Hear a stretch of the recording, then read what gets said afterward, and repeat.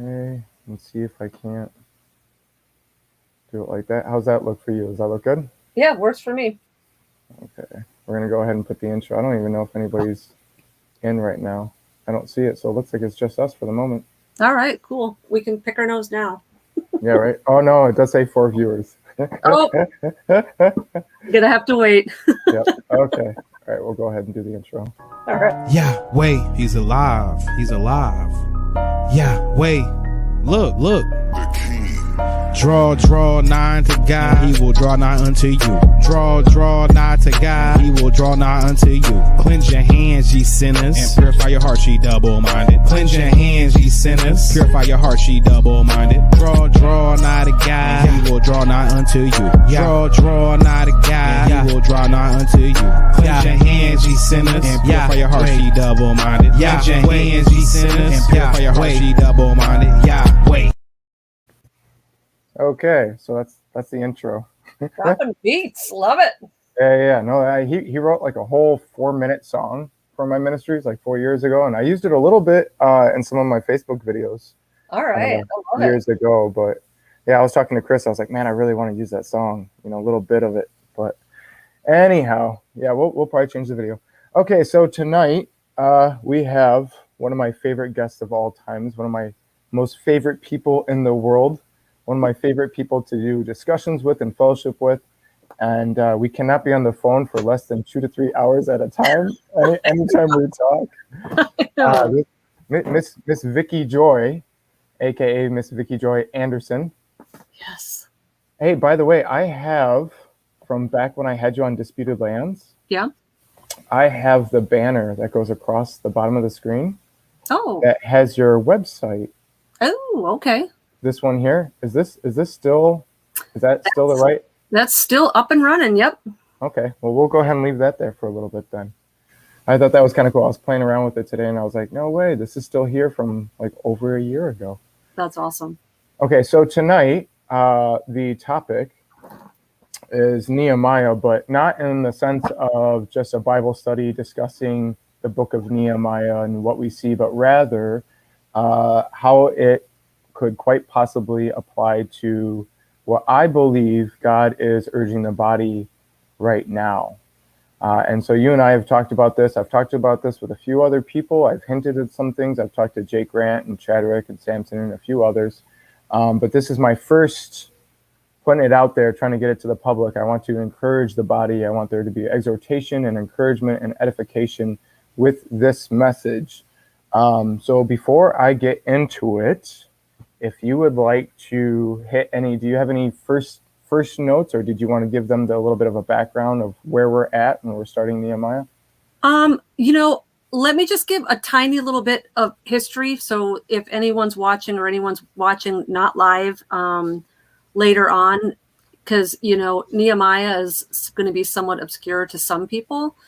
So just to kind of place it within the context of history, we know that the book of Jeremiah was 40 some years of prophesying that Judea was going to go into Babylonian captivity. And so Ezra and Nehemiah were, from what I've read, it used to be one book. It was Ezra - Nehemiah. It was one book. And it's been separated, but Ezra and Nehemiah are extremely cohesive to one another, even though I think Ezra is about 50 years after the Babylonian captivity ended. So we're about 120 years past that day one of the 70 years. And so that's Ezra. It's Ezra starts at like 50 years. And then there's 60 years between Zerubbabel and Ezra, because the three kind of main leadership characters in Ezra and Nehemiah is Zerubbabel, Ezra, and Nehemiah. So Zerubbabel comes in 50 years after the 70-year exile is over. Ezra comes in 60 years later. Nehemiah comes in after Ezra. And so I think sometimes, especially if you're just reading Nehemiah in a vacuum, it sounds like, hey, he threw this wall up in 28 days. But you don't realize that at that point, it's almost 200 years since they were first brought into captivity. There's a long period of time. There are several interruptions, and there's a lot of I think I tend to read the Bible as the way a writer would, and so when I read the scriptures, I see what a cohesive, amazing storyteller Yahweh is, because he is interweaving of suspense and climax and anticlimax and the nemesises that come in. It's just brilliant. Like, there's no storyteller like Yahweh. The stories are just amazing. And so what I think is sort of fascinating to me about Zerubbabel, Ezra, and Nehemiah, these three characters who allegedly did these wonderful, wonderful things after the captivity, all three of their stories sort of end in a very anticlimactic thud. And we can talk about some of those later as the discussion unfolds. But I would say that all three of them had a vision to rebuild a city and to depart Babylon. But it only went halfway. They had good things in mind. Zerubbabel wanted to rebuild the temple, and he did. Ezra retaught the Torah and brought the word and covenant back. And then Nehemiah came in and built the wall, but it's all brick and mortar. It never got into their heart. So they got out of Babylon and they changed zip codes, but Babylon never got out of their heart. And all three of their plans sort of hit these anticlimactic thuds, to the point where the very end of Nehemiah is basically him going, I tried. Remember me, Lord. I tried. I did my best. And I would suggest, Nehemiah is the most well known for building that wall. And there's a lot of analogies to him in the last 4 years with comparing our current political climate and the building of walls and swords strapped on one side and hammers on the other. So there's so many parallels. But one of the questions I'd like to delve into is, was building that wall even Nehemiah's best use of time? Was that something that God decreed? Was that something he was supposed to be doing? Does that perhaps contradict some things in Zechariah, who was a contemporary of Zerubbabel? So those are some of the things I'd like to get into. Oh man, you're really coming at it swinging. Dude, man, I love, so I told you this, but in 2020, before I had any idea what was going to happen with all this, political stuff, I decided to do an in-depth study on Jeremiah, and a friend of mine and I did it, and we took almost the whole year methodically going through Jeremiah, and I loved it because it's an already not yet book, and so there's so much that was so applicable. I'm reading Jeremiah as COVID is unfolding, and it was just like, did Jeremiah know about 2020? It was crazy. So I find the whole Ezra Nehemiah books so much more fascinating now than I ever did before, because this is the aftermath of that. This is, this was their opportunity to have learned the big lesson, and this was their opportunity to hit the reset button and have this promised land again. And in many ways, they kind of blew it, which is a very sad commentary if it's mirroring our age today. Are we going to make those same mistakes? And are we going to have those anticlimactic thuds where historians 200 years from now look back and go like, man, America had this shot, and all the ducks were in a row and they blew it. Yeah. Well, yeah, there's a lot of moments in the season that we're in now that can be compared to times in scripture where we want to not replicate. I was talking to Schaefer about this at Take on the World at 2018. We were talking about the greater Exodus belief in terms of end times unraveling. And so we were discussing it. And I said, so do you think we're about getting into the wandering of the wilderness for 40 years? And he said, no, I'm hoping that we don't wander for 40 years. I hope we take it as a 2-week vacation, having learned from the past, and not replicating those same issues. So, and it's a good thing to be bringing up, because that's overall the vibe I've been getting is that we are in a fork in the road situation right now. I'm trying to stay away from buzzwords so we don't get striked and we don't get our thing shut down. So there's some words I'm not going to be saying. I'm going to be generalizing, and I think the average audience is going to understand what I'm getting at.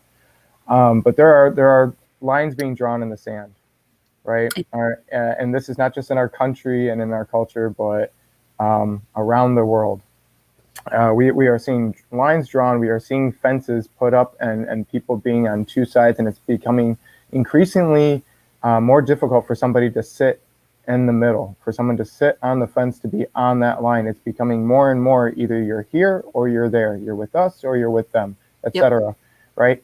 And a lot of believers are seeing this, and we're seeing the progression of where things seem to be heading, and it can be extremely discouraging, and it can kind of seem like, this is it. We're starting the beginning of the end, or we're marching towards Revelations 13. This is it, get ready to bunker down and settle in, and it's about to get chaotic. And I'm not against that. I'm seeing that as one of the two possibilities. But this past year and a half, especially this past year and 6 months more so, I've been feeling like God's been, in my conversations with God, it feels like there's very much a fork in the road, and it may not necessarily have to go that way yet. I mean, we do know it will get to that point, and He knows if it's now or not, but I've been getting the feeling of rebuild the wall. That's what I've been feeling. That's what I've been feeling and hearing for the past 6-7 months is unite the body, rebuild the wall. And it's not in reference to the political that you mentioned with that wall. I'm not so much concerned with that wall. That's a whole other topic for a whole nother day. But and when I was talking to Jake Grant about this, and when it was first new to me, I was like, what does that even mean? I was just going to ask you, what symbolically, what does the wall in our generation mean to you? Right, and that's what Jake Grant's question was for me. And I had a couple generic answers, but I hadn't really put too much because it was more so authenticating that it was of God, that I was hearing this is the message, right? Because sometimes we get things, and if you just jump on it and run with it, you end up finding out that maybe you had a partial truth, or God was saying something, but you didn't get clarity, and you ran ahead. I've done that before, so I try not to do that anymore, So here I am bringing up the message now after having prayed on it and discussed it and looked into it and thought on it for months, 6 months plus. Wow. And so now I'm starting to feel comfortable of, yes, this is definitely something He's pressing upon me. This is something that we need to move forward. Still not having 100% full picture of what I'm going to announce as, but I'm going to mention a few things that I think get the ball rolling. So when I think of rebuilding the wall, I'm seeing a few different things, right? So you'd mentioned that you had the Babylonian captivity, right? And Nebuchadnezzar, I mean, he came and went a few times, didn't he? He kept going back and destroyed a little bit more, brought some more people back with him, went back, destroyed it even more, right? And then brought some people back, and then he left a very small remnant, often believed to be those who could not simply make the travel, right? So you're kind of leaving those who are, well, we'll see what happens to them kind of thing, with the gates even burning down. And that took time as well, because this wasn't back to back. There was time in between, But like you said, we're so many years past that point that, I mean, you're looking at Nehemiah's calling people to rebuild the wall, right? Or like you had mentioned, we don't actually see God telling him to rebuild the wall in Nehemiah. We see that urge, but we do see God honoring the mission to unite the body and to go back and rebuild and to try to sanctify Jerusalem. I would argue that would be in Scripture. So I'm pointing to this because this is part of my answer, okay? So when it came time for that, Nehemiah had announced this to the Jews in Babylonian captivity that seemed to be okay and comfortable with it. This is something, I mean, Nehemiah's generation had grown up in this. They knew nothing else. In fact, Nehemiah had never seen Jerusalem before he went down to visit it, right? Right. So he's got this burden on his heart, and he's crying and praying and fasting and seeking God about it once he hears the news, and he's never even seen it. And what is it, like 700 to 1,000 miles away from him? I mean, he was in Persia, right? He was in Iran, right? This is how easy would it be for you or I or the average person? You feel this burden and you feel bad and you're like, well, what can I do? I mean, that's so far away. I've never even seen the place. When's the last time our people's even been there? I mean, when he first gets the message here in the very beginning of Nehemiah 1, he's asking, right? He says, he asks concerning those that escaped, those that had left that captivity and those that are there in Jerusalem. So he doesn't even know the situation. Hey, where are we at right now? Who's even left over there? Who survived? Who made it? Who escaped? He doesn't know. He has no clue, you know? So, you know, and it seems to me that, like, you know, his message to try to get people to go, I mean, these are people who are very comfortable. Vicky Joy, it feels like to me, that's like trying to reach the body here in America saying, hey, we've got some serious things going on right now. And there's a lot of division in the body, and some of it's necessary, but some of it is not. There's a lack of unison. There's a lack of moving in one accord. The body is disjointed, you know, and I feel that there's a very strong need for the body to come together. And I feel like one of the attacks of the enemy on the body is, hey, we're comfortable. And then we wonder why God sometimes uses hard times to shake the dry bones to wake up, you know. So when I'm looking at this first rebuilding the wall, and really, I like to say, rise up and build, like I got above me here, right? Because it's not so much of the wall, but rather the unison of the body getting moving and encouraging the members to contribute. When you look at who is building the wall, who's building the doors, who's building the gates, when everybody got encouraged and actually came together and worked together, they all had their part that they had to contribute. So what I feel I'm called to contribute, I don't feel comfortable saying, Vicky, I feel I'm called to do this, therefore you should do it as I'm being told to do. But what I do feel encouraged and comfortable saying is, I feel encouraged to do this and contribute this to bring my card to the table, to bring the body together. And that to me is part of starting prepared to build the wall, is saying, this is what I'm going to contribute. I'm going to take care of this gate. You know, who else wants to join? Who wants to come in? What do you have? What are your gifts and your talents? And what is God calling to you? What is heavy on your heart that you want to cry and pray and fast about, that you feel like nobody cares about? And you look around you and everybody feels comfortable. And even if it's something far away from you, whatever it is, what is that? And then are you seeking God on it so that he can show you how to contribute, so that when the body does come together and we make this travel, whether it's actually physically or just a spiritual coming together, what have you, right? Because like we come here and we do these videos and stuff. This is uniting. When I have that ministry that wants to help with the calendar that I told you about, you know, that's coming together, you know, and that doesn't mean that they're going to come to my house necessarily, you know, but we're coming together. We're uniting, and there's unison and working together and building that, right? And so when I think of a wall, I see it as a border. It is a drawing in the line. It is now separating the ground in front of it from the ground behind it. You are now making a declaration of where this stands. It differs from what's behind and what's before. You know, what goes on outside this is just simply that.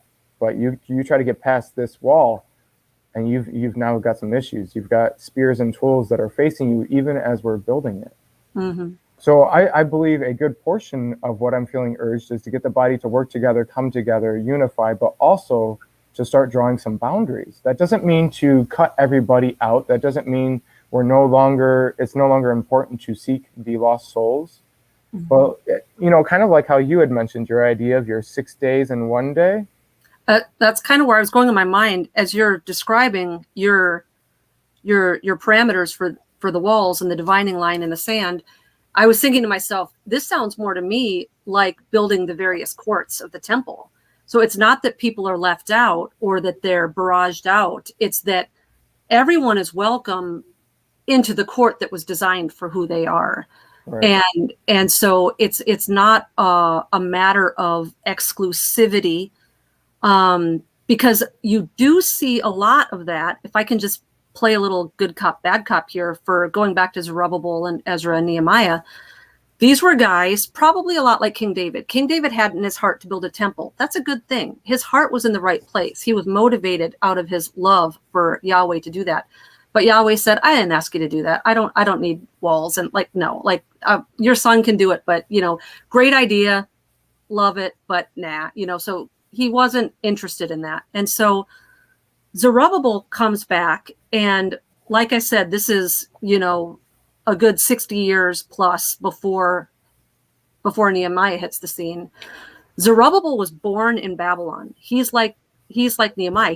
He's never been to Israel. He hasn't been to Jerusalem. It's like me, you know, my ancestors came from Sweden, and I talk all the time about being Swedish. I never been to Sweden. I don't know the first thing about it, you know. So Zerubbabel, which I think that name even means planted in Babylon or born in Babylon. It literally means to have been grown in Babylon, So he comes over, and his task in all this is to build the temple, to rebuild the temple. And just to go back even further to Jeremiah prophesied that 3 things would come out of this captivity. Now, he didn't say when, he didn't say how long, but Jeremiah said a Messiah is coming. Another temple is going to be rebuilt, and it's going to be filled with the fiery cloud of the presence of Yahweh again. And it's going to unify the 12 tribes and the nations. So those are the things that need to be accomplished, according to Jeremiah, after the captivity. So Zerubbabel and Ezra and Nehemiah step forward, like, let's accomplish this, right? So Zerubbabel comes over, and when they're building the temple, a group of people come and say, we want to help. And he's like, you have no part in this. Get out of here. Yeah. And I think, in my youth, whenever I read that, I always assumed it was the Persians, or it was bad guys, and they're like, who had a plot, but if you actually read the text carefully, the people he's saying, get out of here, you don't have a part in this, were the grandkids of the people you already mentioned, the ones that were so destitute or handicapped, they never made it out of Israel to begin with, because they never went into exile. So the people who were born and reared in Jerusalem and never left are the ones that Mr. Planted in Babylon is saying, you have no part in our temple. It's a bunch of Babylonians telling these guys whose grandparents were alive during the time of Jeremiah before this captivity even happened, get out of here. You have no part in this. So Zerubbabel is absolutely in opposition to the prophecies of God spoken through Jeremiah. You're going to build a temple, and the fiery cloud of the presence of God is going to fill it up, and it's going to unify the tribes. So they build a temple, which ends in weeping. The elders weep because there's no glory of God descends into that temple, and it doesn't unify the tribes because they already kicked half the tribes out and said, you have no part in this. So it's a part. It's the work of man. And I see that even today in our churches. We're really good at fundraising and building projects. I think every church I've been a part of since I was about 11 years old, I remember when we moved back to Minnesota, the first church we went to, there was a big tag board thing in the narthex with a thermometer. And every time they raised money for the building addition, the red would go up, Yeah. And I think every church I've ever been in since then has had some little piece of tag board on an easel set up in the narthex, raising money for a building project. And so we're really good at fundraising and building buildings and getting exciting programs together. But at what point as a body are we waiting for the fiery cloud of the presence of Yahweh to descend into that building? All right. Because it's not enough to pack up suitcases and leave Babylon. Our eyes and our ears and our mouth and our brains and our bodies and our flesh and our traditions and our holidays and the way we approach the word, everything has to depart Babylon. And so I think Zerubbabel had it half right. And Nehemiah was really the same thing. He had this vision to rebuild the wall. And Zechariah, we always assume that Zechariah was way, way, way, way, way after this because it appears so much further away in the scriptures. Ezra and Nehemiah are here. Zechariah is way at the end of the Old Testament. But Zechariah and Zerubbabel were contemporaries. They were both alive during the time of Darius. Zechariah wrote about that people. So the people who were rebuilding the temple after captivity, Zechariah was one of their prophets. And he talks about the future temple, the new temple that is the one that Jeremiah prophesied about. Right. And he said specifically, he had a vision and he sees a young man and the angel says, what's that young man doing? He's got a tape measure. He's measuring Jerusalem. Why is he measuring Jerusalem? He's going to build a wall. And he says, thus saith the Lord, the new Jerusalem will be without walls because the fire of God will surround it. So that's why I question, Nehemiah had a concept of building this physical. I think sometimes we take things too literally. Mhm. Oh, hey, beware of the bread of the Pharisees. Yeah. Who forgot the food? Right. So sure, like, so Nehemiah, I mean, it's a great book, and I love the imagery of the unity, and I love the imagery of the sword in one hand and the hammer in the other. I love that. And I love the idea of rebuilding a covenant people and rebuilding Zion so that Jesus can come back. But if all you're doing is constructing a wall, when the ultimate fulfillment of that scripture is that Zion will have no walls because the fire of God will surround it. So I just think sometimes we're short-sighted and a little too literal in these building projects we have for God when we try to help him out. Yeah. Well, that's the thing, is we're supposed to be seeking him on what it is. When we were talking about if we were to try to rebuild Jerusalem spiritually, what we'd be doing is asking God, what is it that we can do to further the kingdom of God in preparation? Amen. Yep. You see what I'm saying? Exactly. And so, and looking at Nehemiah for what I've been feeling led, I would say that before they built the houses within the wall, they worked on building that wall. And the wall is what brought them to come together in unison and to establish the borderline. It also showed everybody else, this is what we're doing, and we're establishing this. I mean, once that wall was up, then that's when the conspiracies really started. I mean, you see first, 4 or 5 chapters of Nehemiah, they've got people that are running their mouths, but there's not really too much bothering them until that wall goes up. Now all of a sudden they're like, oh, hold on, there's a possible threat here, which is not what they were trying to do, but that's how it was perceived. And so, when they came together and they built that, and like you said, there was some good in that, but if you're forgetting the bigger picture, then you're doing exactly that, right? Absolutely. We always have to have in mind with whatever we're doing that we're ultimately doing this because we cannot wait any longer. The anticipation of the kingdom coming is what we're striving for. It's why we're getting up in the morning. And it's ultimately the reason we want the people to come into the church and sign the little cards and give their hearts to Jesus is because we want the kingdom to come. Right. Not because we want our church, to have more numbers and the celebrity church or whatever. Yeah. But to feed off of something that you were just saying too, that was something I noticed too in the text was the progression of hostility. It literally started out as like lighthearted ribbing. Yeah. They were mocking like idiots. And we see this mirrored even in the political realm when the liberals make fun of the conservatives. We see it always starts out, as light ribbing and just like lighthearted ribbing. But then when the conservatives progress in an area or they get an abortion clinic closed or whatever it is, it's still mocking, but now it's anger. There's anger behind the mocking. But then the mocking turns to conspiracies and plots to foil the work. And if the work doesn't get foiled, then it turns to let's kill them. Yeah. And, where are we on that timeline? We've been mocked by people who are angry. There's all sorts of, attempts out there to thwart the work that we're doing. And so we have to just understand the trajectory that we're on. The more our prayers are answered and the more and we succeed and the more we get this wall up that we want to build, the lighthearted ribbing on social media will turn to death threats. I mean, that's where we're headed. Yeah. Well, we're already seeing censoring and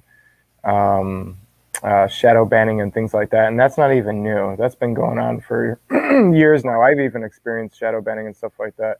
It's just it's becoming more and more blatant, which shows all the more, which again leads me to say to the body, are we going to unite? Are we going to come together? And I mean, I'm seeing a lot of the body doing work, right? Spiritual works of the kingdom. I'm seeing that, but I'm also seeing disjointedness.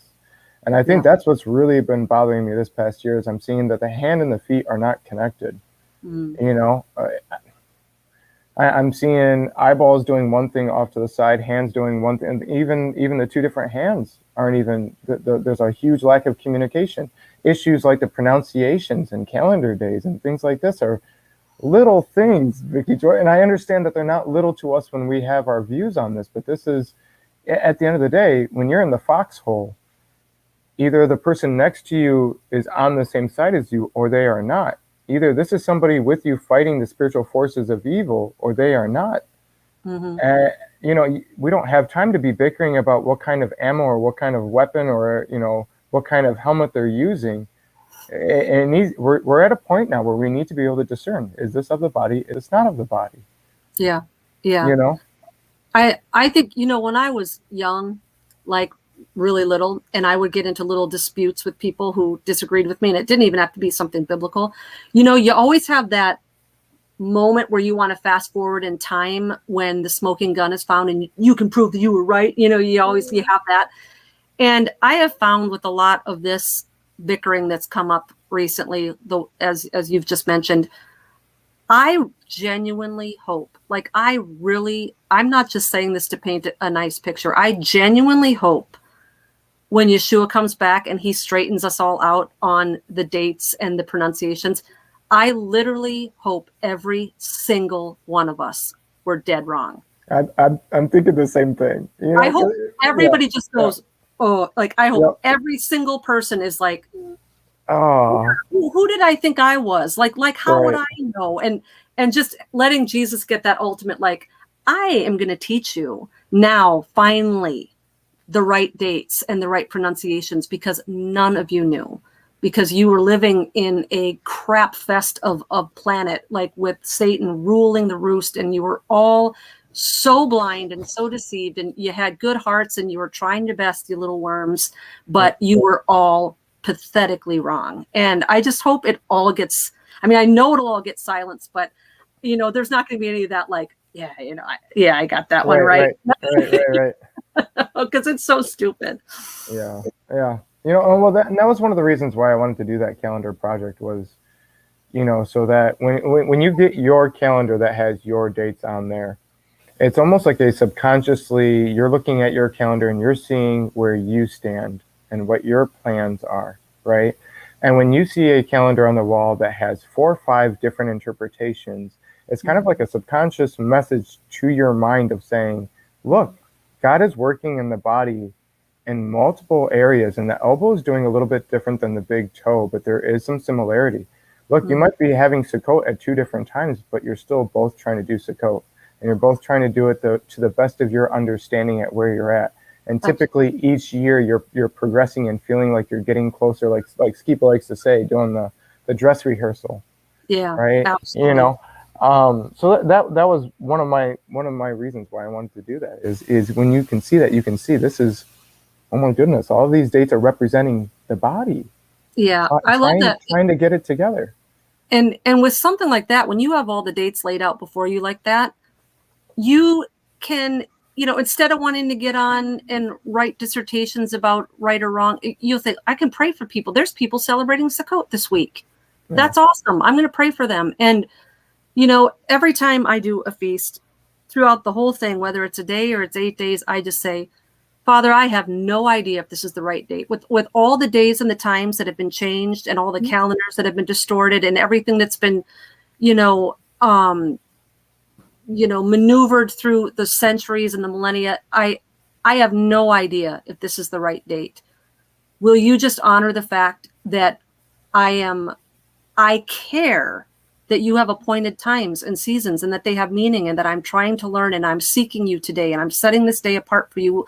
Will you honor my heart in this? And I just, if someone came to me with a really good argument and changed my mind, I'd celebrate the same feast twice that year. I'd say hey, I was wrong. I did the wrong date.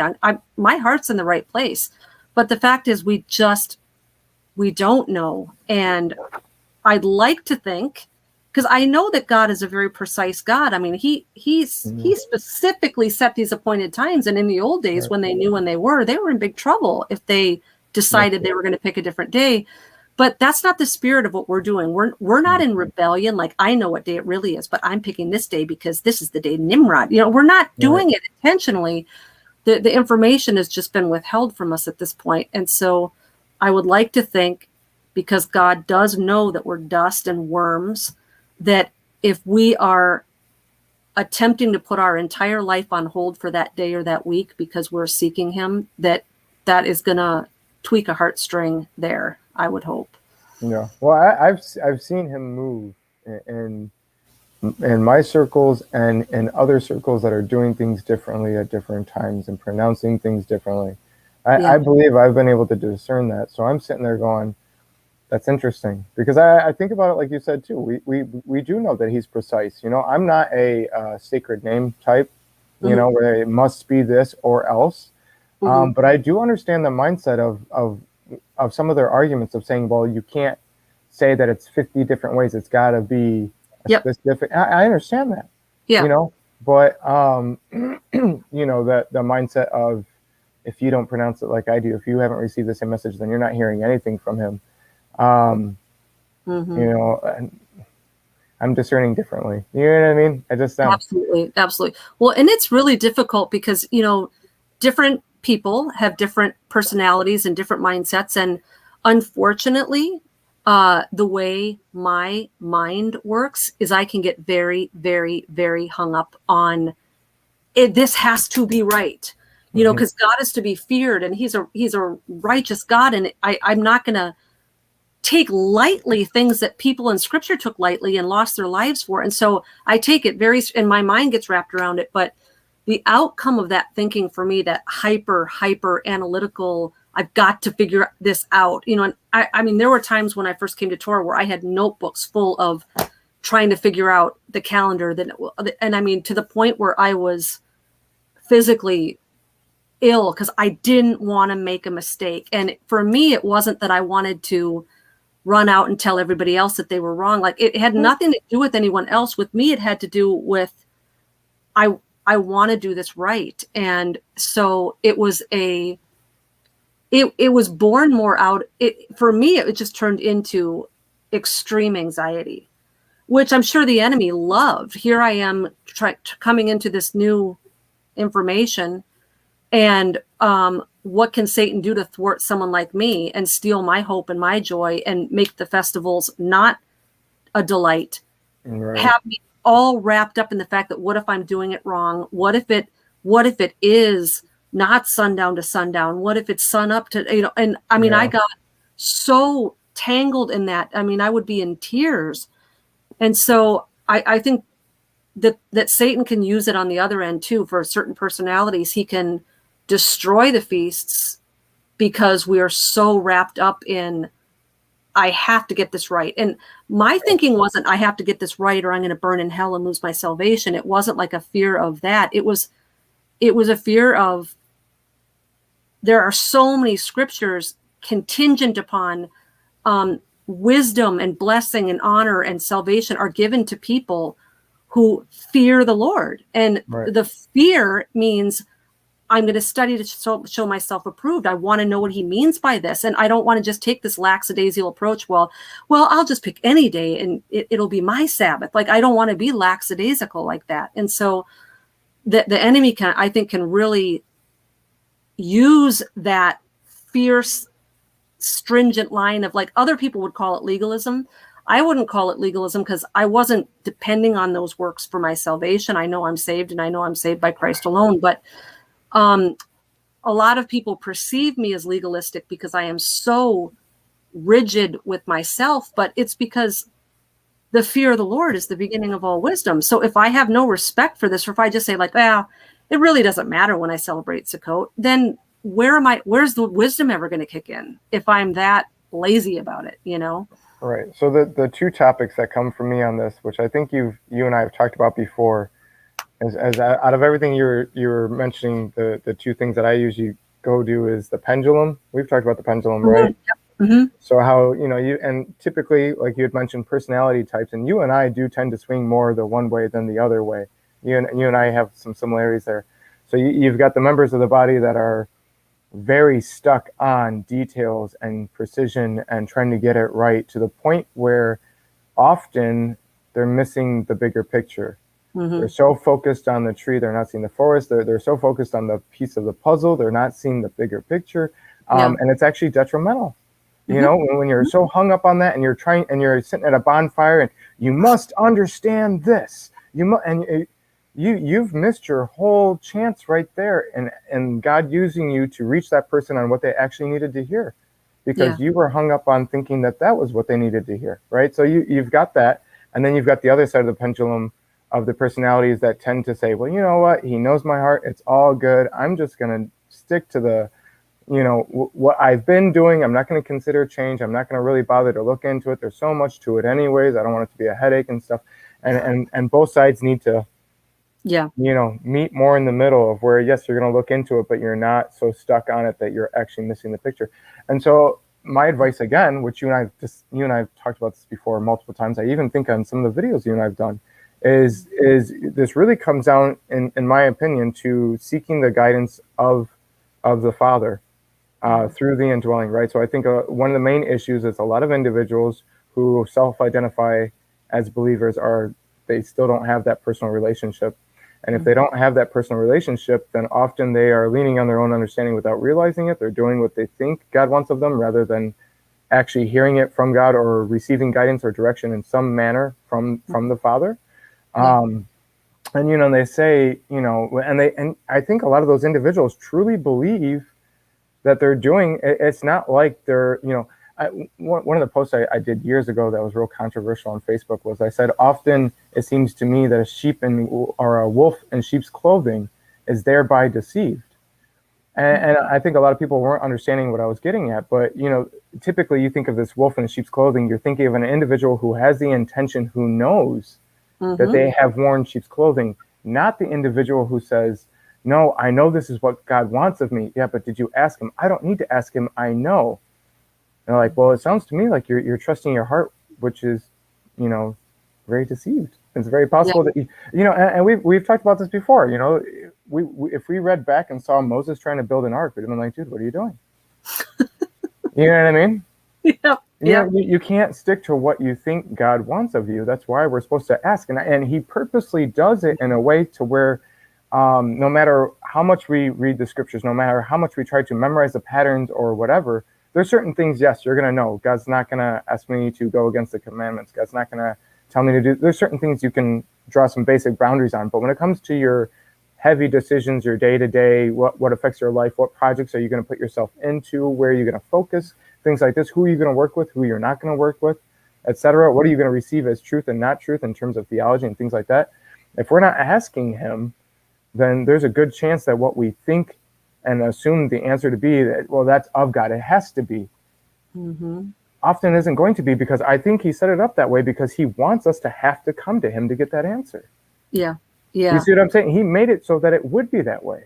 Yeah, absolutely. Well, and you've talked about this before too. I might get the terminology a little bit wrong, but we've had discussions about this before too, where you've told me, a lot of people fall into error because they're in a certain situation, and so they default to the same way God has always told them to handle that situation in the past. Yeah. And that there isn't this like cut and dry answer. And that sometimes you can have 2 or 3 times in your life where you're kind of faced with the same exact decision, the same crossroads. And he's not necessarily even going to tell you as an individual every single time to do the same thing. And so we fall into these ruts where we kind of think we've figured God out. We figured out the way God deals with us.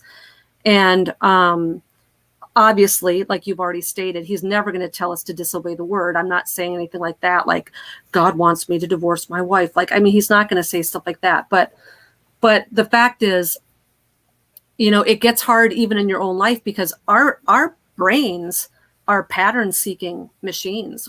That's the way our brains are designed. It's to seek out patterns, and that's how we learn, and that's how we memorize, and that's how our behavior is established. It's repetition and recognizing patterns. And so you try to fit God into that machine, and it's going to be smoking, and you're going to need the repairman because he's not predictable, and your brain is not necessarily going to find, even within your own life, this pattern that always emerges.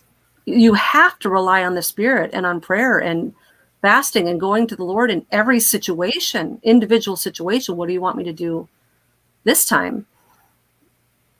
Yeah, because you definitely would have assumed to put the blood of a lamb on your doorpost.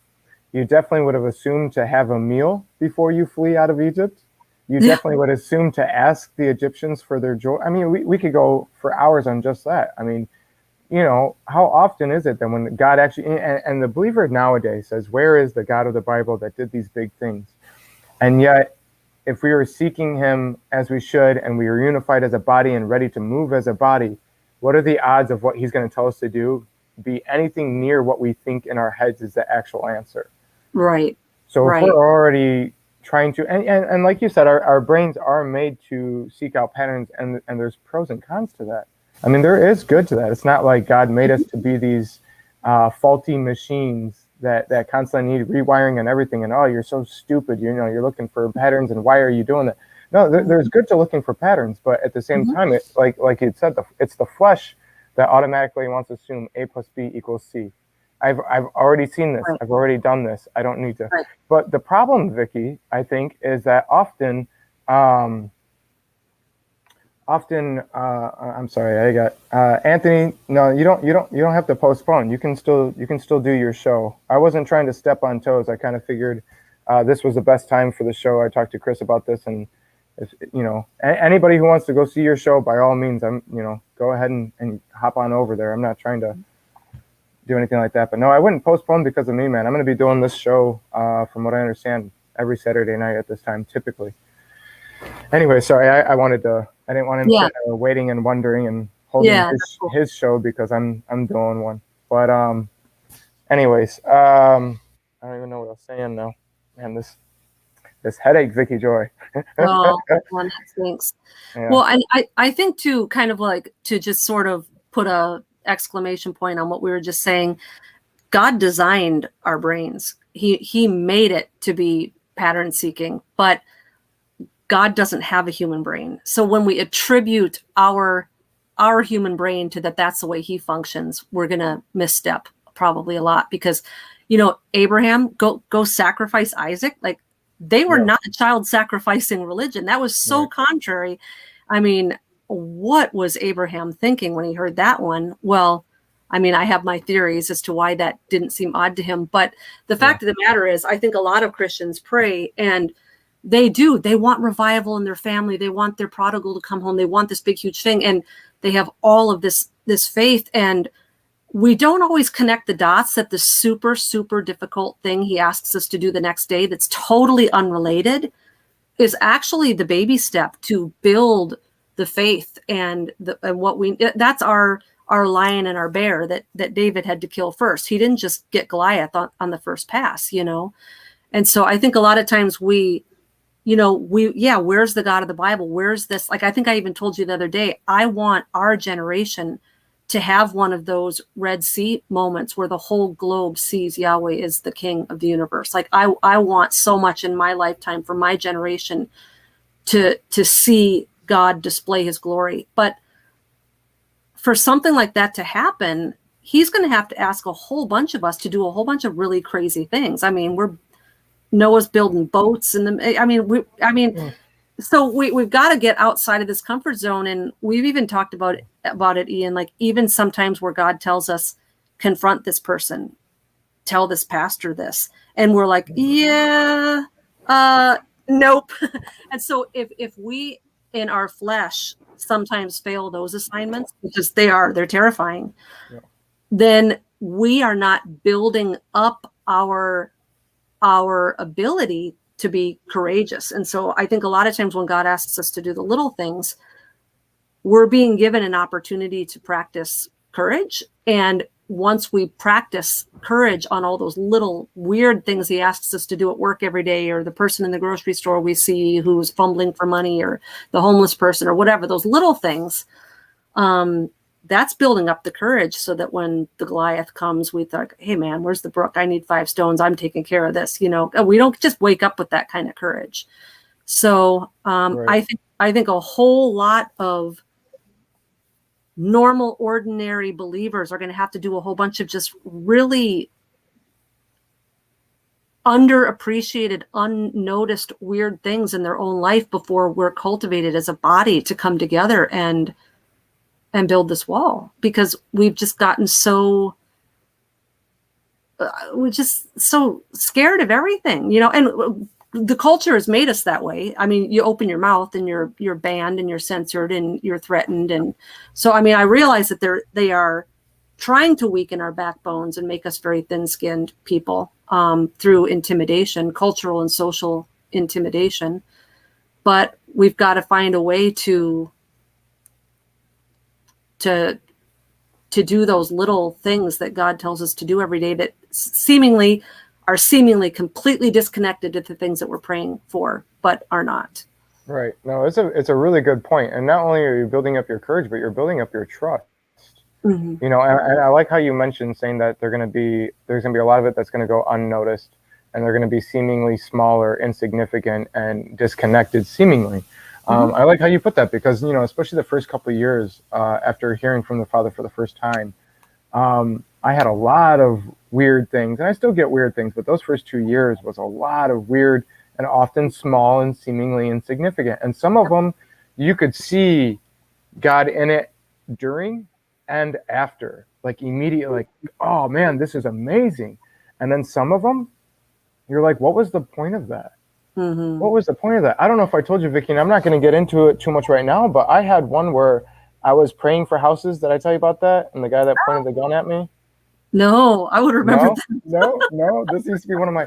Okay, so I'm not going to get too much into it. I got all kinds of little experiences like this, but I was praying for houses in my folks' neighborhood, and you're going from a house, you'd be walking, and all of a sudden you feel like you should pray for them here, and you'd stop and get in their driveway and pray, and that was awkward. And to me, was like, anybody comes out here late at night, and I'm in their driveway bent over, like this is going to be a weird confrontation. But in that moment, it wasn't a hard test for me. I was like, okay, yeah, I'm just going to pray whatever, And with each house, it was getting longer and longer and longer. And I was like, okay, we got this.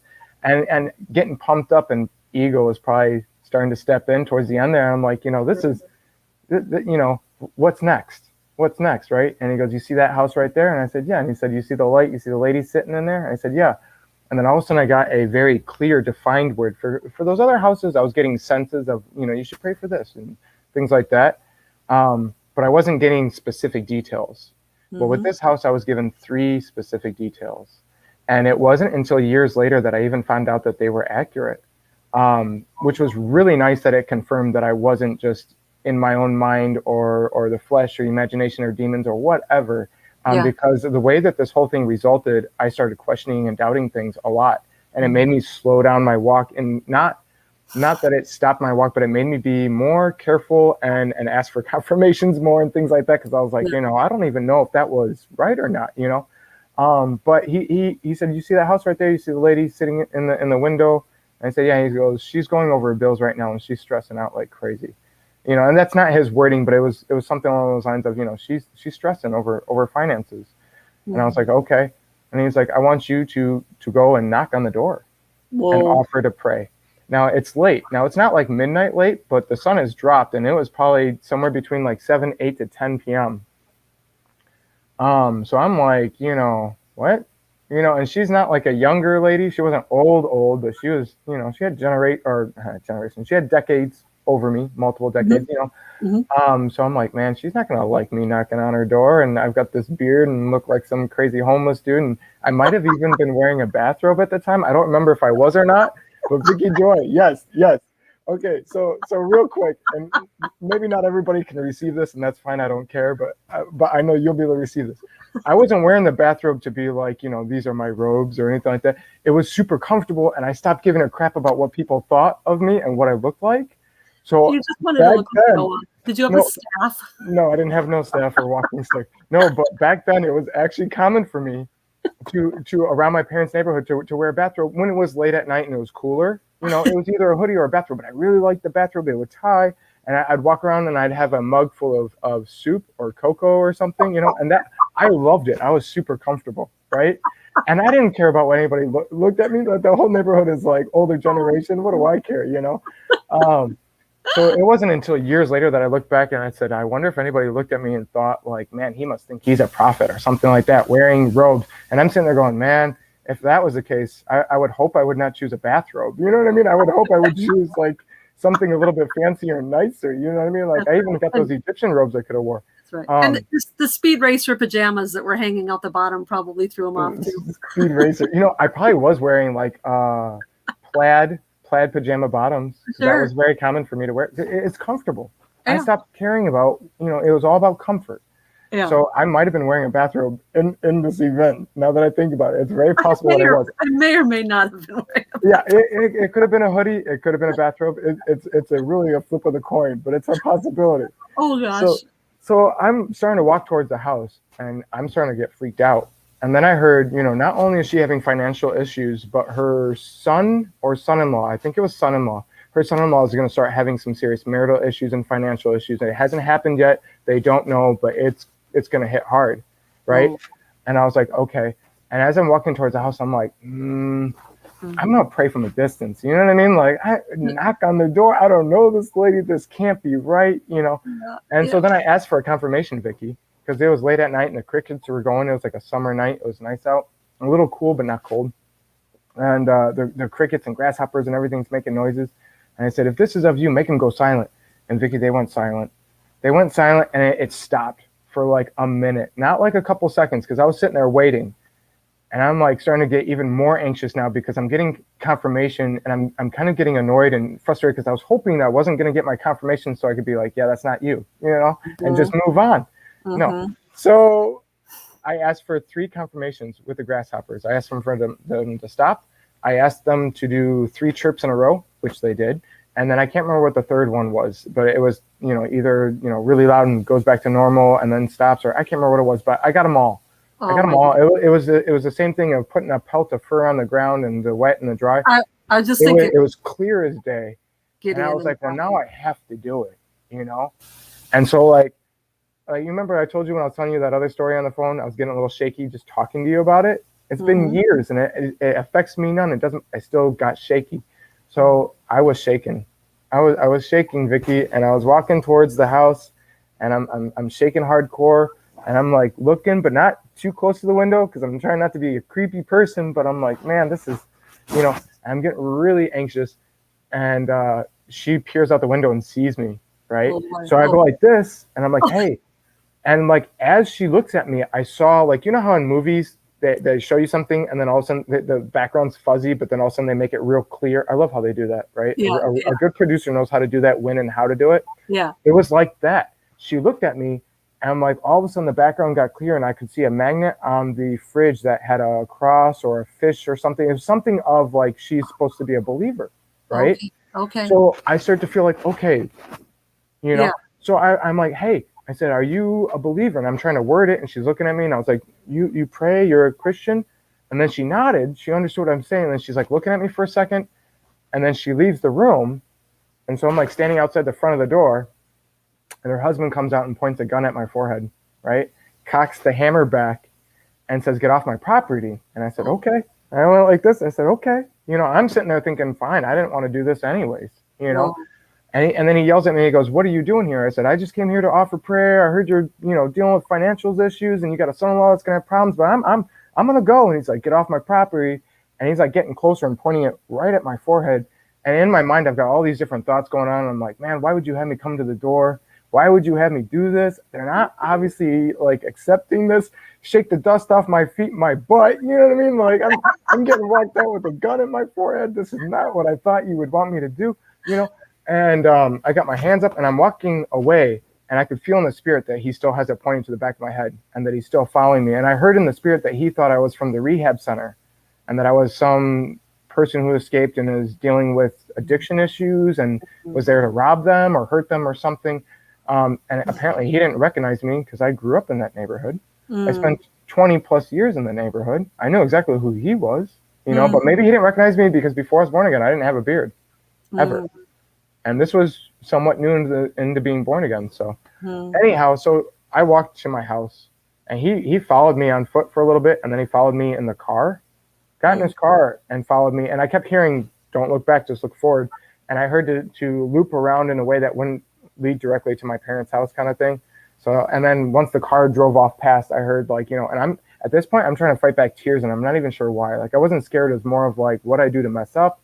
I can't believe, like, I thought this was you. Obviously it wasn't, or if it was, why would you make me do that, right? I get to my parents' house, and then I go to get my wife, and I like break down, and I'm like, I don't know what I messed up on. Maybe it's because I doubted and was hesitant, and I should have just went. I'm dealing with all those issues. The cops come by looking for me. I heard in the spirit they were looking for me. They're circling around the neighborhood, and so, anyways, the third thing I heard right before he came out with the gun was that they are going to build and rebuild a gazebo on their front porch 3 times, right? Now, I didn't say anything to the guy about that, right?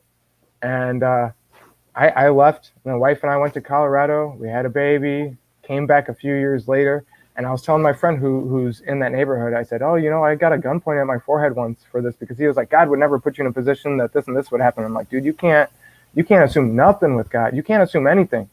You just, you got to make sure it's of him and then go. That's all I can tell you, because he might tell you to do something like strike the rock or speak to the rock and not strike the rock, or, you never know how he's going to show up or what he's going to ask you to do. You don't. And he told me, he goes, man, that sounds a lot like the neighbor across the street from me. He built his gazebo 3 times this summer while you were gone. And each time he had to tear it down. He would build it all the way up and then tear it back down and then build it back. He's like, what are the odds of that? And I said, that's the house, the one across the street from yours. Literally, that's the exact same house. And he was like, that's so crazy. He's like, did you tell him? And I was like, no, I didn't tell him. He had a gun in my forehead. What am I going to tell him? Like, you're going to build a gazebo? And so I heard in the spirit after that he had to tear down the gazebo over and over again because the foundation wasn't laid right. And the foundation wasn't laid right physically because it was a mirroring of the spiritual issue in that household. So now I don't remember getting confirmations about his son-in-law or his financial issues, but that gazebo thing kind of like, and that to me showed me in my experience. And so the reason I brought this all up, I wasn't even explaining to tell the whole thing, but the reason this came to mind is because you're talking about small things that might go unnoticed. And I think you might have also mentioned that you're not going to, the results aren't always going to be the same, and they might not be what you expect. Well, that was one of the ones and experiences in my life, in my walk, where like after that, I was like, what was the point of that? And the Father is like, you need to be able to do what I tell you to do, trusting that it's me, discerning that it's me, trusting that it's me, following me, knowing that maybe even though you're doing what I tell you to do, you might not like the results. It's not always going to be the case, but it might be the case sometimes, because at the end of the day, you doing what I tell you to do isn't so that you get rewards and blessings. You doing what I tell you to do isn't so that you can have a platform or bring, whatever. It's not about that. It's about you doing what I tell you to do because I have reasons that I may or may not even let you in on. And that's just simply it. And so, but the cool thing about that experience is that I got that confirmation in the gazebo, which showed me this was of him. And so, and so you bring that up and I'm sitting there going, how many, those little experiences help us, because like you said, you don't just wake up the next morning, hear Goliath outside the camp, look at the rest of the Israelites and say, what are you doing, you buffoons? How long has this been going on for? 40 days. My goodness, are you crazy? We have the ever living God. What are you doing? You don't wake up and do that right away. You sit there and go, well, I don't, if God didn't tell the soldiers who have been doing this for years and have experience in battles to do it, why would he tell me to do it? Yeah, absolutely. I don't even have armor. And it's amazing to me how the smallest little things we do in obedience is obedience. Okay. So whether he's telling you to knock on someone's door and pray for them, or he's saying, go for 7 years and into long-term missions in Afghanistan, it doesn't matter. Obedience is obedience. When we're given an opportunity to obey, that is going to have a ripple effect into eternity. And that's going to have an effect on our character, and it's going to have an effect on our faith. And like you said earlier, the way we trust. And I know even just taking this even out of a hyper spiritual situation, there's been times in my life where I have been daunted by something. There's been something that I've been afraid of. I have a lot of anxiety. I could never do that. And I'll just give you a really stupid example. When I was a senior in high school, I had inherited some money from an uncle. So I wanted to buy a car. And, I was a senior in high school. So we went over to the dealership, and the cheapest car you could buy at that stage in time was a Ford Escort. But the only kind that they had was a stick. This was way back when sticks were a lot cheaper than the automatics. So they were cheaper. And I had enough money with this inheritance, and I wanted to buy this car. And, I was only 17 at the time. And my dad came to me and he said, I'm not going to let you buy the car. He's like, I don't think you could drive a stick, which in the mind filters of an emotional 17-year-old girl, that's dad calling me stupid. Right. That, and it's not what he was saying, but to me, my dad thinks that I don't have the mechanical inclinations to figure out how to drive this car. And then it built up into all this fear that if I ever drove a stick, I'd get into an accident and I would kill myself. And so that got filed away in my non-conscious. It's not something that I thought of, but it was something that was always there. And so I don't know, many, many years later, I think in like 2015, I went and I traded in. I had a pickup truck, and I was going to trade it in, and the only car I could afford was a stick shift. And so I traded it in, and I bought this stick shift, and I had to call my dad and say, I just bought a car, I don't know how to drive it. And he had to leave work and drive this car home for me. Oh man. And he taught me how to drive this thing, and it took a little bit. I was not an instant, pro, but when I finally, 15 years later, learned how to drive this stupid stick shift, it completely altered my personality. I can't even explain to you what just conquering that one fear did for what, if I can do this, I can probably do anything. And I started doing many, many, many things at that point in my life that I would have been too scared to have done before. It literally altered the course of my life. So It's a silly, non-biblical example, but when God comes to you, even if nothing came out of that incident with the neighbor, and even if you didn't know about the gazebo, even if nothing ever came out of it, you obeyed him, and you learned in that moment how to test him and how to hear his voice. And you didn't, I think that even if the gazebo thing hadn't happened, it was a win because you obeyed him. Right.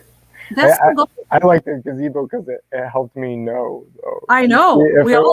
I think I would have definitely thought that moment wasn't of God. You know what I mean? I think I would have tossed that one out. Yeah. If it wasn't for the gazebo thing. That's why I couldn't believe my friend told me. I forgot that he was living right across the street from him too. Literally, that's the house his house faces. And I was telling him, and I was like, yeah, this and this and this. And he was like, that sounds like my neighbor. And I was like, you know what? Actually, it was the one across the street from you. Because I think when we even had the conversation, we weren't at my parents' neighborhood. But anyhow, so yeah, the small little experiences and things like this, small, big, significant, or seemingly insignificant, what have you, definitely push people on their walk to trust, to obey. The more you can get under your belt, the more you're going to be comfortable with God asking you of something that oh man, this is weird. I never would have seen this coming, but I thought that about such and such too, and it all worked out. Even if I didn't like the results or whatever, it's what I'm supposed to do. It serves a purpose. Absolutely. So, one of the things I wanted to push, I've got all these notes about Nehemiah, and I didn't even touch any of them. But that's okay, because the real verse that I wanted to focus on, I'm going to bring up is 2:17, right? So you see in Nehemiah, and he says, you see the distress that we're in, how Jerusalem lies waste, the gates are burned. Come, let us build up the wall, right? So there's no more of a reproach. And the cool thing about Nehemiah with this is that, he's crying and fasting in the first part of the first chapter, right? And he seeks God on it, right? And he says, we know that you keep the covenant and mercy for them that love and observe your commandments. And he asks for favor, right, in the eyes of the king. And then when he goes to ask the king to go, he says, if I have favor in your sight. And so when I saw that, that to me, I think was him, he was using that as a confirmation test. Mm-hmm. He prayed asking God, right? And so he was asking for his confirmation. So first thing we see is he's got this burden on his heart. He feels like it's a calling. He's asking God to honor it because he sees a problem. He's got a burden, he sees a problem, and he wants to be able to fix it. Then he says, you know, I know we've messed up. He repents of things, right? And he says, you know, please put favor in the sight of the king to do that, right? Where's that at? He says, Well, he prays actually on the fly as he right. speaks to the king in 2:3. Right. Well, you also see 1:11, right? Be attentive, prosper. Yeah, give me mercy in the sight of this man, for I was the king's cupbearer. Right. So that's even before going there. So he's asking for that. And then when he, like you said, on the sight, which I've seen that argued a couple different ways. But when he asks, he says, if you have favor towards me, you know, and he's going to the king and he's asking for time off. Yeah. He's asking for resources. He's asking for protection and to be able to be kept. I mean, he asks, send me with notes so that the other nations, when I travel, that, you know, that they can hide me and convey me on my way. He's asking for, this is a huge ask. Yeah. You know, this is not the same thing as when I went to the owner of my company and asked for Sukkot. Yeah. You know, I mean, I did have some similarities in my experience that I enjoyed for me. That's not really worth mentioning on here. But it is not the same as asking for time off, money and resources, the ability to travel. I mean, you know, and he set a time, but how long was he gone from being the cupbearer? Yeah. Yeah. You know what I mean? Right. You can taste your own wine, buddy. Right. Well, yeah. So my point is, you know, he's got all these things going on, and he has this moment of, are we allowed to mention movie names in here? Is that something that YouTube strikes on or has copyright issues? Oh, I don't know. Oh, I don't think so. I don't know. I know Chad's been careful with the mention movie names, but I didn't know if he was just trying not to. Oh, okay. You know. Okay. Well, I'll just do this real quick. A lot of those movies will have those moments where you have like the main character who stands up and says, "This is it. This is time to move forward." Right. Yeah. You got your.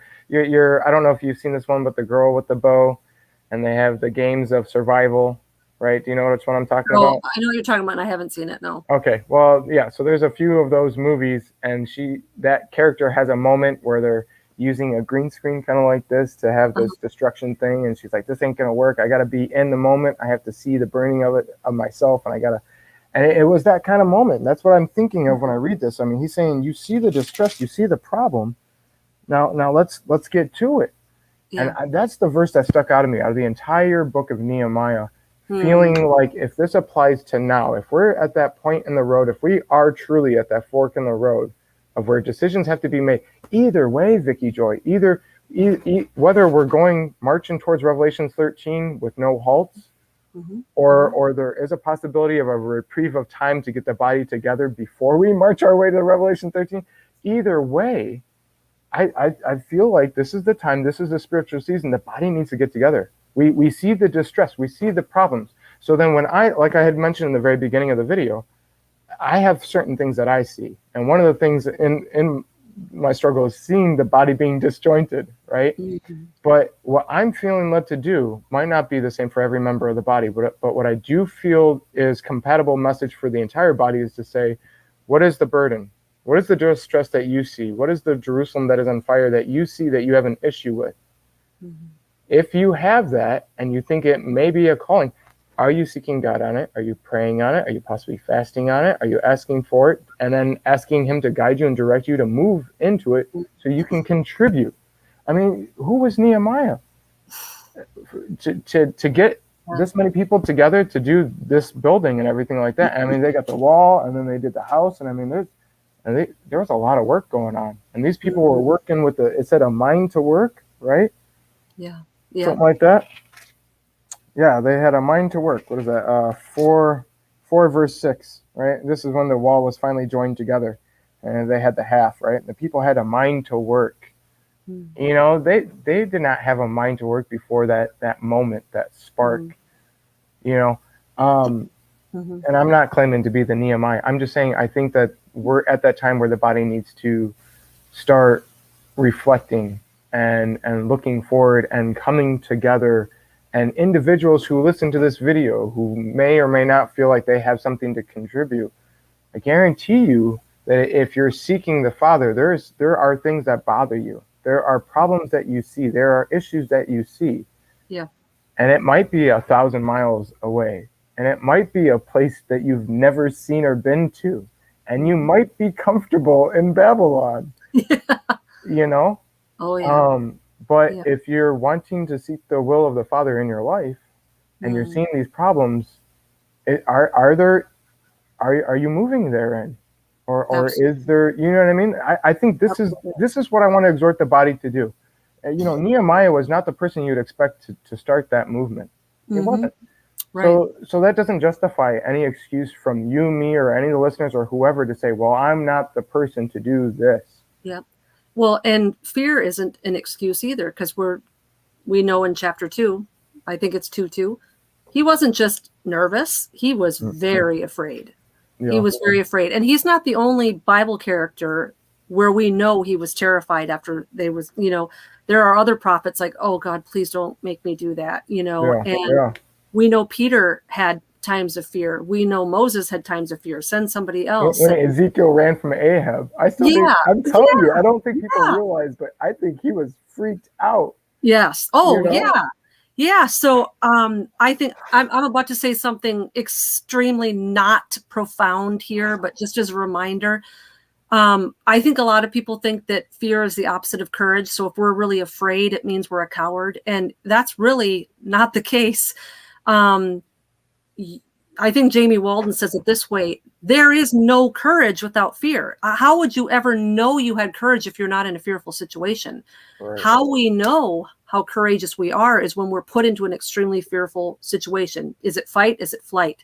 Do we do it and don't do it well, but so we learn lessons from it? Or do we do it and God strengthens us and we do well because he interceded? And so I think that terror is not necessarily an indication as to whether or not it's God's will or not, or it's God talking to us, or whether or not we're the right ones for the job. Again, I think it comes back to more obedience. You know, once you've prayed over something and you know God's saying, well, no, I have selected you for this. And you say, oh, wow, I am not up to this task. Well, you're in good company, because, you know, Yahweh loves to mismatch our gifts and our abilities with what he calls us to do, or else we rely on our gifts and our abilities. And then we pat ourselves on the back because I got called to do this, because I excel at this and I could have done it so much, you know. So I just think that we have, you know, I love the phrase, opportunities for courage, opportunities for obedience. We're given every single day. We're given opportunities to not quit, you know, and it could be something as simple as, you know, going jogging. I don't want to go today. I don't want to. It's not fun. I don't want to go to the gym. I was going to do the treadmill for a half hour, but I'm going to do it for 15. I'm like, we have dozens of opportunities every day to practice perseverance.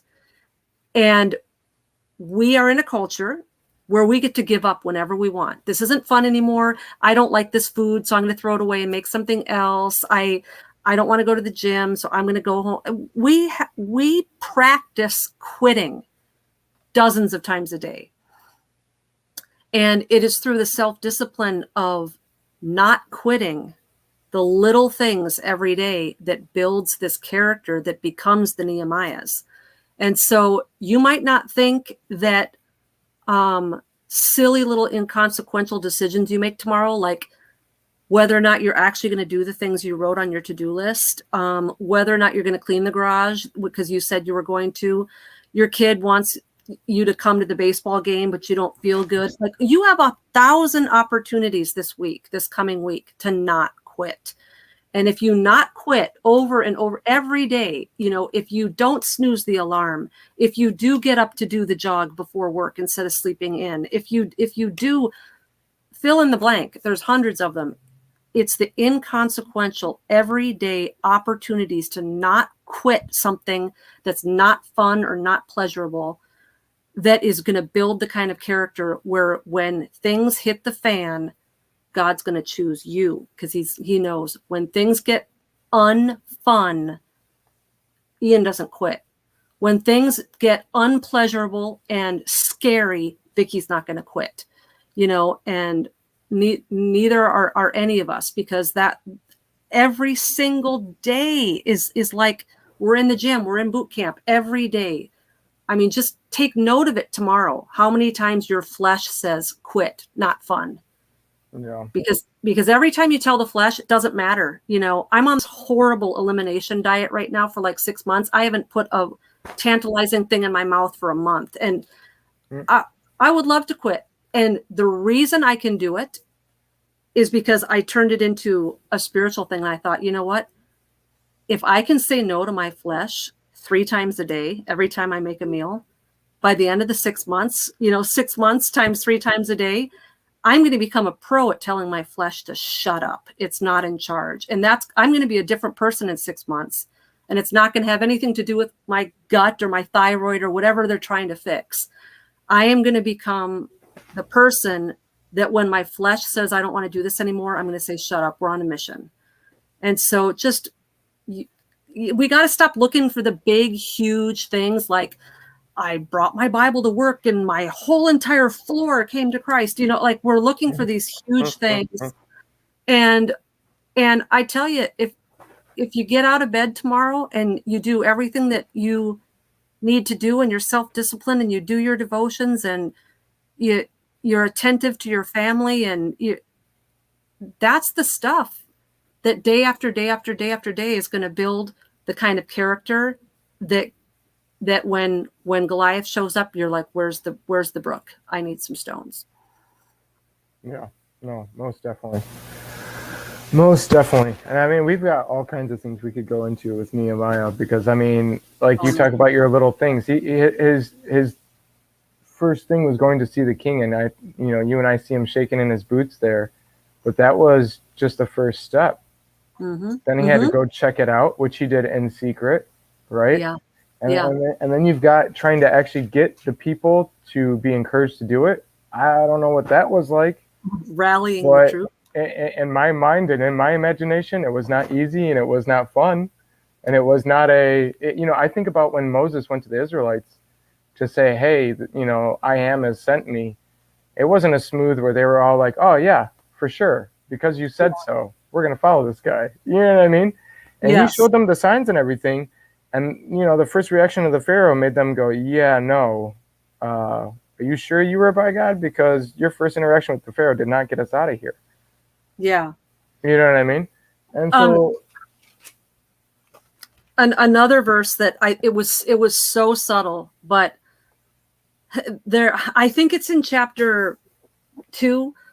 He's going out in the middle of the night on a beast, on some sort of animal, and he's inspecting the broken walls. And he gets to one of them, and it says that the decay was so bad that the beast couldn't even pass through it. Yeah. And that part struck me because to me, that was a very subtle reference to what must have been extremely discouraging. I'll bet you that was a second guessing moment. I came all the way here. I got all this time off, and there's no way. Like you can't even. Right. You can't even get a creature through. Yeah. So he must have thought, what a mess. Oh, man. Yeah. And I mean, that was probably his moment of like, okay, God, I'm going to pray the crickets stop. Like that must have been, and I love how the Bible just glosses over things like, and he got to this gate and the beast couldn't pass through it. And it just moves on and it doesn't make any sort of a big deal out of it. But I'll bet you his heart was in his toes at that point. Like, what have I gotten myself into? The resources that the king has given me are not going to fix. I had no idea that they were. I heard reports of how destroyed these walls were. I had no idea. And I'll bet you at that point he was doing math in his head and wondering if he had enough money to do this job. And I will bet you he got home from that little midnight ride extremely discouraged. but he pressed on. And you got to think about you're also trying to encourage people to go build it, to go fix it. So every time you see destruction, not only are you thinking resources and time and energy and effort, but you're also thinking when everybody else sees it, are they still going to be gung-ho? Are they going to have a mind to work? You know, if he hadn't seen it before, how many of them hadn't seen it? You know, I mean, you've got the people that were there, but you've got people who traveled as well. You know, and then you've also got the anger, right? You see it and you say, oh my goodness, we've let it get to this, and how long has it been like this? Because this was not destruction that just happened. So, you know, it's all burned and everything, but we've been doing what with this? We've seen this issue. It's in our face. I mean, it's the walls and the gates and the houses and everything. This is not something that you just, you know, this is not an issue in the basement. Right. You see what I'm saying? This isn't an issue in the attic where you don't even see it. This is, you go to step out your front door and it's there. You know, well, I mean, he literally said, so we're not a reproach. You know, I mean, and this put you know, the Israelites were in captivity. I mean, this puts a name on the body of the Israelites, right?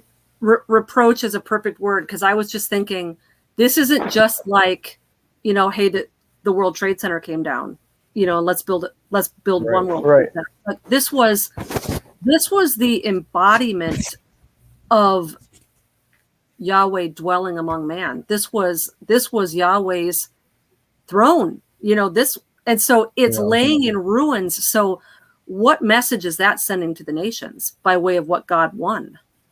And this thing's been in ruins for almost 200 years at this point, like 180 years. So, I mean, even just, it just amazes me in the stories about the scripture. Now, I know that Yahweh is not in our time, and he can create suspense over centuries and millennia. Like we don't like to create more suspense than a week, you know, but the fact that Yahweh is so confident in who he is and his plan pushing forward, that he can let the pinnacle of his glory lay in ruins for a century and have the nations gloating at him and his people for 100+ years, and he's cool with it. Like, that just blows my mind, because it's so not human. You know, we get to the end. We can barely wait to the end of a 2-hour movie before that main character is vindicated, right? We're just dying through the whole movie, waiting for that last scene where the bad guy gets punched out or whatever. And we just need this immediate fix. And here this temple lays in ruins for century, you know, and God's okay with it. And meanwhile, the nations are just gloating over, like, we finally got them. We went in there and we destroyed it and we burned it, and like they are scattered, and like they must have thought they were on top of the world. We're looking at such a small scope too. When we look at time, we're seeing it through our eyes. So we're seeing it and we're like, dude, you know, for your name's sake. Now for ours, right? And how many times do we see that in the scripture? For your name's sake. That's man pleading with God. For your name's sake. Right? But and God does want his name glorified. And there is times where he says, for my name's sake. You do see that. But you know, and then you're sitting there going like, okay, well, if the namesake was the only issue, if that was the glorification, then it wouldn't have been a century, right? Because what was important to him was that the lesson was made, that his word stands true 100% of the time. He said that there was going to be certain things that were going to happen. There was going to be the 70-year mark. There was going to be certain things.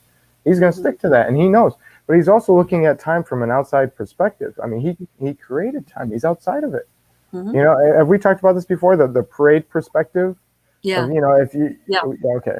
I don't know if everybody else has heard it. I'll do this real quick, but we're gonna have to end this soon. I'm not feeling so great again. That headache's really starting to mess with me. But okay, so the parade analogy is that when you're on the side of the street watching a parade, you only see the floats that are coming towards you. This is like time. You see the moments that are in front of you, and you can also look back and see the floats that have passed you. You can see a little bit of the past from what you've seen that is within your view. But when you want to look at God's view of time, at least this is how it seems to me, and this isn't my original thing. I got this from other people who got it from other people, etc., is that he sees like a helicopter.